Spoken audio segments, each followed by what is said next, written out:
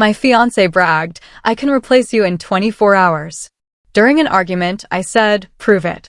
Then I moved out that night and started dating her untouchable model friend who'd been secretly in love with me. Her 24 hours turned into 24 months of desperate dating app failures. I, 29, male, was washing dishes last Wednesday when my fiancée, Kelsey, 27, decided to drop the most arrogant statement I'd ever heard in our 3-year relationship. We were arguing about her spending $1,200 on a designer bag when we were supposed to be saving for the wedding. Normal couple stuff, right? Wrong. She slammed her fresh manicure on the counter and said, "You know what, Ethan? I could replace you in 24 hours. Literally, there are guys lined up waiting for me to be single." I froze. Soap bubbles slid down my fingers as her words sank in. I stared at her, not just hearing what she said, but finally seeing who she was. She wasn't joking. She wasn't exaggerating. She truly believed I was disposable. Something shifted inside me at that moment. For years, I had put up with her sharp tongue, her constant need for validation, her reckless spending, and her endless comparisons. I told myself it was love, that she would grow out of it, that I could be patient enough to handle her storms. But this wasn't a storm. This was a declaration. I turned off the faucet, dried my hands slowly, and looked at her. Calm, steady, deliberate. "Prove it," I said. The laugh she gave me was worse than the words. A laugh that carried arrogance, cruelty, and absolute certainty that I wouldn't dare walk away. "You're bluffing," she said. "You wouldn't leave me. You can't even function without me. You wouldn't last a week. You're pathetic." Her eyes glittered with smugness, convinced she had me trapped. That was the final straw. I walked past her without another word, went into the bedroom, and pulled out a suitcase.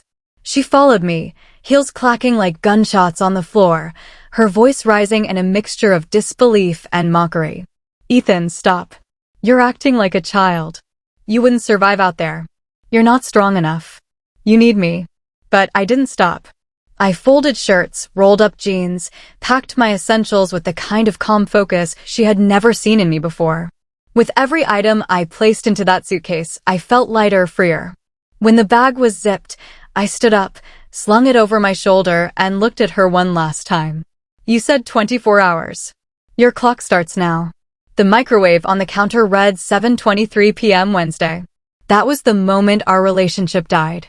Her face twisted through shock, anger, and disbelief. But I didn't wait to hear the next insult. I walked out the door and left her standing in the kitchen with her designer handbag and her empty threats. The night air hit me like a baptism. Cold, cleansing, and alive. For the first time in years, I felt like I could breathe. I drove to a small apartment I had rented out to a student who had recently moved. The place was empty, barely furnished, and smelled faintly of dust, but it was mine. No judgment, no insults, no manipulations. Just silence. And that silence was worth more than any ring, any wedding, any promise I had made to Kelsey. But silence is also dangerous. It makes you think. It forces you to face truths you've buried. The truth I realized in those first few days was simple. Kelsey was never going to be satisfied.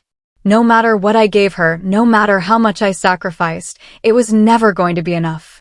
She thrived on control, and I had been her favorite project. She thought she could mold me, shape me, and keep me under her thumb forever. And now, for the first time, she had no control. The first week, I expected guilt to crush me. Instead, I felt something else: relief. I could eat cereal for dinner without being mocked. I could watch my favorite shows without being told how stupid they were. I could sleep without worrying that tomorrow would bring another fight about money, about appearances, about not being good enough. Kelsey thought I'd fall apart. But I was rebuilding. She, on the other hand, was unraveling. Through mutual friends, I heard about her attempts to prove her claim. She jumped onto dating apps the very next day, swiping furiously, arranging coffee dates, dinners, and casual meetups. At first, she bragged openly, telling people she was so over me that she had moved on within hours.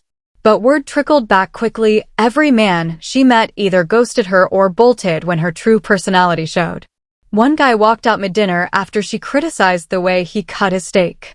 Another blocked her after she demanded he buy her a gift before their second date. A third lasted exactly 3 weeks before he realized that Kelsey's version of affection was constant belittling. Her 24 hours had become 24 days, then 24 weeks, and soon, nearly 24 months. And me? I wasn't just surviving. I was thriving. It started with a single message. "Hey, Ethan. I heard what happened. I'm sorry. You didn't deserve that." It was from Sienna, Kelsey's best friend. The untouchable one. The model who lived in glossy magazines, who seemed to belong to a world far above mine. She was the friend who had always seemed kind, the one who comforted waiters when Kelsey snapped, who laughed at my dumb jokes when Kelsey rolled her eyes. At first, I thought it was just sympathy. A polite check-in. But then one message became two. Two became late-night conversations. And late-night conversations turned into something deeper. For the first time in years, someone truly listened to me. Not to correct me, not to judge me, but to understand me. And then one night, sitting across from her at a quiet cafe, she admitted something I never expected. "I've cared about you for a long time," she said softly. "I never said anything because you were with her. But now, things are different." Her words hit me harder than anything Kelsey had ever said. Because they were real. Genuine. I looked at her, really looked at her. And I realized something I should have known all along. Kelsey had been right about one thing. She could be replaced. But she would never replace me. And as her world fell apart, mine was just beginning. Kelsey's 24 hours had turned into 24 months.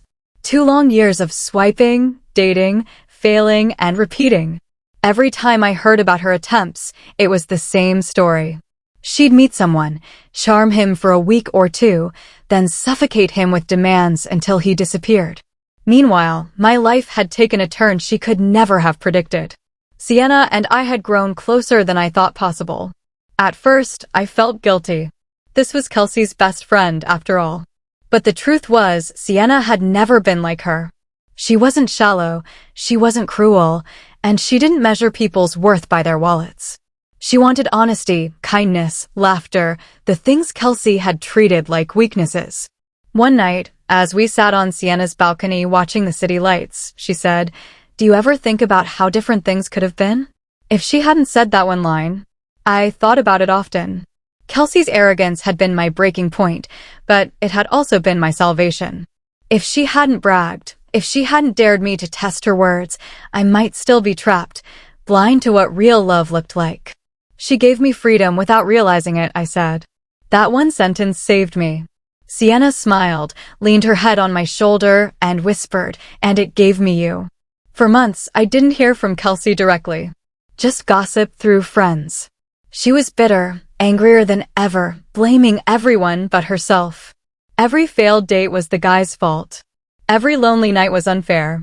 She still bragged on social media, posting expensive dinners she couldn't afford and posing with gifts she bought for herself. But anyone who knew her could see the cracks. And then one evening, the past came crashing back. It was a Wednesday 2 years to the week since I had left. I was washing dishes in Sienna's apartment when my phone buzzed. The name on the screen made me pause. Kelsey. I almost didn't answer. But curiosity won. "Ethan," her voice trembled, "can we talk?" I stayed silent, letting her fill the gap. "I miss you," she said finally. I was stupid. I thought I could replace you, but I can't. Nobody measures up. You were the best thing that ever happened to me. Can we try again? For a moment, I almost laughed. 2 years too late. Funny, I said, because I did replace you. And she's sitting right here. There was a pause, followed by a sharp intake of breath. "What do you mean, she?" I turned, meeting Sienna's eyes. She nodded, giving me silent permission. "Sienna," I said clearly. The silence on the other end was deafening. Then came the explosion. You traitor. She was my best friend. How could you do this to me? After everything we had. After everything we had? I cut her off. You told me I was replaceable in 24 hours. You shoved me out the door with your arrogance. You treated me like a convenience, not a partner. You didn't lose me, Kelsey. You threw me away. Her voice cracked, a mixture of rage and desperation. You'll regret this. She'll regret this. You can't take what's mine. She was never yours, I said quietly. And neither was I. Then I hung up. That was the last real conversation we ever had. In the weeks that followed, Kelsey tried everything: angry texts, manipulative emails, even showing up at my old apartment door. But none of it worked. I had moved on. She had lost, and deep down, she knew it. The final revenge wasn't in some grand act of humiliation.